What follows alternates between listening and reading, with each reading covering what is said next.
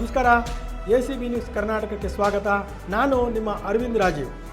ದೆಹಲಿಯ ಹೈಕೋರ್ಟ್ ಒಂದು ಅವಿಸ್ಮರಣೀಯವಾದಂಥ ತೀರ್ಪನ್ನು ಆಮ್ ಆದ್ಮಿ ನಾಯಕರಿಗೆ ನೀಡಿದೆ.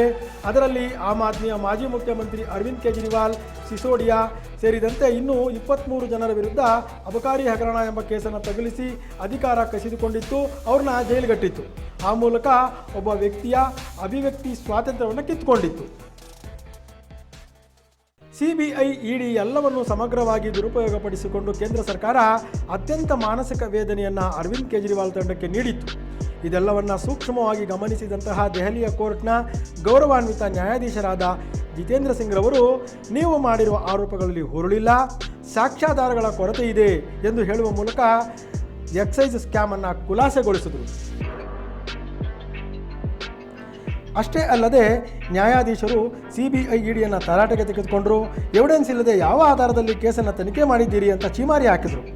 ಆದರೆ ಕೋರ್ಟು ತನಿಖಾ ಸಂಸ್ಥೆಗಳ ಅಧಿಕಾರಿಗಳಿಗೆ ಚೀಮಾರಿ ಹಾಕಿದಾಕ್ಷಣ, ಕೇಸು ಖುಲಾಸೆಗೊಳಿಸಿದಾಕ್ಷಣ ಜೈಲಿಗೆ ಹೋಗಿ ಮಾನಸಿಕವಾಗಿ ನೊಂದು ಬೆಂದು ಅನುಭವಿಸಿದವರ ಮನಸ್ಸಿಗೆ ನೆಮ್ಮದಿ ಸಿಗುತ್ತಾ?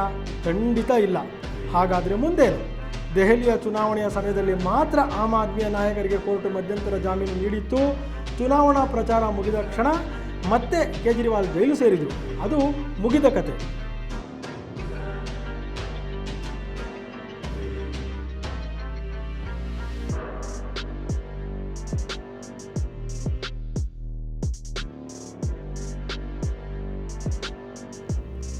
ಆದರೆ ಹುರುಳಿಲ್ಲದ, ಸಾಕ್ಷ್ಯಾಧಾರವಿಲ್ಲದ ಕೇವಲ ಅಧಿಕಾರದ ಆಸೆಗೋಸ್ಕರವೇ ಆಮ್ ಆದ್ಮಿ ನಾಯಕರನ್ನು ಜೈಲಿಗೆ ಅಟ್ಟಿ ದೆಹಲಿಯಲ್ಲಿ ಅಧಿಕಾರ ಹಿಡಿಯಲು ಮಾಡಿದ ತಂತ್ರ ಇದು ಎಂಬುದು ಈಗಾಗಲೇ ಜಗಜ್ಜಾಹೀರು ಆಗಿದೆ ಕೂಡ.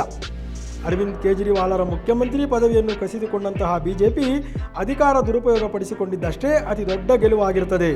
ಮತ್ತು ನಾವು ಸ್ವತಂತ್ರ ತನಿಖಾ ಸಂಸ್ಥೆ ಎಂದು ಕೊಚ್ಚಿಕೊಳ್ಳುವಂತಹ CBI ED ಸರ್ಕಾರಗಳ ಕೈಗೊಂಬೆಯಂತೆ ವರ್ತಿಸಿರುವುದು ಅತ್ಯಂತ ನಾಚಿಕೆಗೇಡಿನ ಸಂಗತಿ ಅಂದರೂ ಕೂಡ ತಪ್ಪಾಗಲಾರದು. ಇಷ್ಟಕ್ಕೂ ಕೇಜ್ರಿವಾಲ್ ಸ್ವಯಂ ರಾಜೀನಾಮೆ ನೀಡಿದರು. ಇದನ್ನು ರಾಜಕೀಯ ಕುತಂತ್ರ ರೀತಿ ಉಪಯೋಗಿಸಿಕೊಂಡಂತಹ BJP ಯಾವ ರೀತಿ ದೆಹಲಿಯಲ್ಲಿ ಅಧಿಕಾರಕ್ಕೆ ಬಂದು ಕುಳಿತಿದೆ ಅನ್ನೋದನ್ನು ಎಲ್ಲರೂ ಈಗಾಗಲೇ ನೋಡಿದ್ದಾರೆ. ನನ್ನ ಮೇಲೆ ಕೇಂದ್ರ ಸರ್ಕಾರ ಮಾಡಿರುವಂಥ ಅಬಕಾರಿ ಹಗರಣದ ಆರೋಪವನ್ನು ಮುಕ್ತಗೊಳಿಸಿ ಸುಳ್ಳು ಎಂದು ನಿರೂಪಿಸಿ ಅಧಿಕಾರಕ್ಕೆ ಬರುತ್ತೇನೆ ಎಂದು ಹೇಳಿ ಹೋಗಿದ್ದರು. 150ಕ್ಕೂ ಹೆಚ್ಚು ದಿನ ಜೈಲಿನಲ್ಲಿದ್ದಂಥ ಅರವಿಂದ್ ಕೇಜ್ರಿವಾಲ್ ಜನತಾ ನ್ಯಾಯಾಲಯದಲ್ಲಿ ಮತ್ತೆ ಜನಾದೇಶ ಪಡೆದು ಅಧಿಕಾರಕ್ಕೆ ಬಂದೇ ಬರ್ತೀನಿ ಅಂತೇಳಿ ಘೋಷಣೆ ಮಾಡಿದ್ದಾರೆ.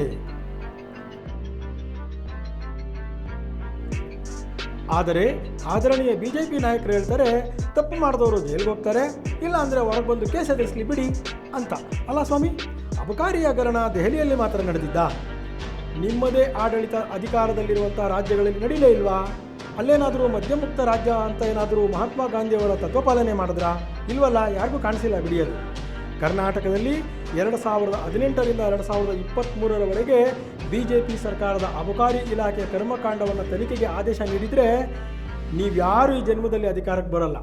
CL7 ಎಂಬಂತಹ ಲಾಡ್ಜ್ ಆ್ಯಂಡ್ ರೆಸ್ಟೋರೆಂಟ್ ಎಂಬ ಅಬಕಾರಿ ನಿಯಮಗಳನ್ನು ನಿಮಗಿಷ್ಟ ಬಂದಂಗೆ ಮನಬಂದಂಗೆ ಬದಲಾಯಿಸಿ ಕಾಯ್ದೆಗಳನ್ನು ತಿರುಚಿ ತಿಪ್ಪೆಗೆಸೆದು ಗೋಪಾಲಯ್ಯ ಎಂಬಂಥ ಒಬ್ಬ ಮಾಜಿ ಕ್ರಿಮಿನಲ್ ರೌಡಿ ಆತನನ್ನು ಸಚಿವನನ್ನಾಗಿ ಮಾಡಿದ್ರಿ, ಅಬಕಾರಿ ಸಚಿವನನ್ನಾಗಿ.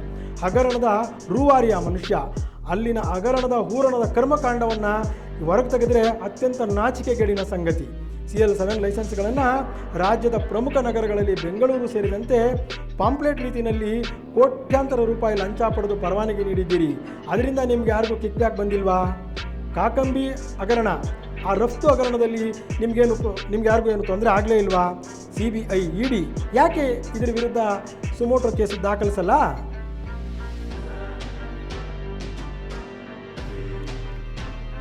ಸದ್ಯ ದೆಹಲಿಯ ಆಮ್ ಆದ್ಮಿಯ ಅರವಿಂದ್ ಕೇಜ್ರಿವಾಲ್ಗೆ ಸಾಧಾರಣ ಮಟ್ಟಿಗೆ ವಿರಾಮ ಸಿಕ್ಕಿದೆ. ಆದರೆ ಪೂರ್ಣ ಮಟ್ಟದ ಬಿಡುಗಡೆ ಪಡೆದು ಹೊರಗೆ ಬರ್ತಾರಾ? ತಾವು ಸೆರೆಮನೆ ವಾಸ ಅನುಭವಿಸಿದ್ದಕ್ಕೆ ಕಾರಣರಾದವರ ವಿರುದ್ಧ ಕಾನೂನು ಮೊರೆ ಹೋಗ್ತಾರಾ?